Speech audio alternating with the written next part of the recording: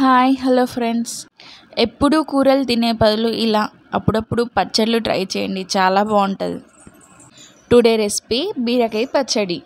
ఈ పచ్చడి అన్నంలోకి చపాతీలోకి సూపర్గా ఉంటుంది. మా అత్తయ్య చేసే స్టైల్లో బీరకాయ పచ్చడి చేస్తున్నాను. మీరు కూడా ట్రై చేయండి, ఇంట్లో చాలా బాగుంటుంది. టేస్ట్ మాత్రం ఖచ్చితంగా చేయండి. చిన్నపిల్లలు సైతం కమ్మగా తింటారు. నా చిట్టి తల్లికి కూడా చాలా ఇష్టం ఈ పచ్చడి అంటే. ముందుగా ఫ్రెష్గా ఉండే బీరకాయలు తీసుకొని ఇలా మంచిగా పొట్టంతా గీకేసుకొని మంచి శుభ్రంగా కడుక్కోవాలి నీళ్ళల్లో. అలా కడిగి మంచిగా చిన్న చిన్న ముక్కల్లాగా తరిగి పెట్టుకోవాలి.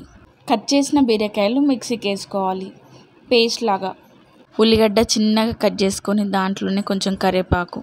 పొయ్యి మీద మందపాటి గిన్నె పెట్టుకొని 4 పావుల నూనె పోసి జీలకర్ర మంచిగా వేయేదాకా వేయించుకోవాలి. జీలకర్ర వేగాక తరిగిన ఉల్లిపాయలు కరివేపాకు వేసి కొంచెం ఉప్పు వేసి కలుపుకోవాలి. మంచిగా వేగాక కొంచెం ఏ కూరలో అయినా సరే ఉప్పు వేస్తేనే మంచిగా తొందరగా వేగుతాయి. అలా వేగాక 1 స్పూన్ అల్లం వెల్లిగడ్డ పేస్ట్ వేసి మంచిగా కలుపుకోవాలి. ఫ్రెష్గా అప్పుడే దంచి వేసుకుంటే మాత్రం సూపర్గా టేస్ట్ ఉంటుంది అల్లం వెల్లిగడ్డ పేస్ట్. అల్లం వెల్లిగడ్డ పేస్ట్ వేగాక 1 స్పూన్ పసుపు వేసి మంచిగా కలుపుకోవాలి. మిక్సీ పట్టిన బీరకాయ పేస్ట్ని అలా వేసుకొని మంచిగా మిక్స్ అయ్యేలాగా కలుపుకోవాలి. మూత పెట్టేసుకొని గ్యాస్ మీడియం ఫ్లేమ్లో పెట్టుకోవాలి. కొద్దిసేపు అయ్యాక చూడండి, అదంతా కూడా వాటర్ అంతా కూడా మంచిగా ఇనికిపోయి మంచిగా వేగుతుంది. ఈ ప్రాసెస్ అంతా మీడియం ఫ్లేమ్లోనే జరగాలి. అడుగంటితే మాత్రం చేదుగా ఉంటుంది పచ్చడి. కలర్ కూడా చేంజ్ అవుతుంది. ఆయిల్లో ఇలా మంచిగా ఫ్రై కావాలి.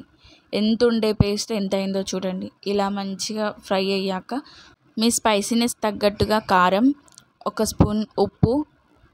ఈ కూరలో ఎంత ఉప్పు తక్కువ వేసుకుంటే అంత మంచిగా ఉంటుందండి. కొంచెం ఉప్పు ఎక్కువైనా సరే అస్సలు బాగుండదండి, ఇష్టమైపోతుంది.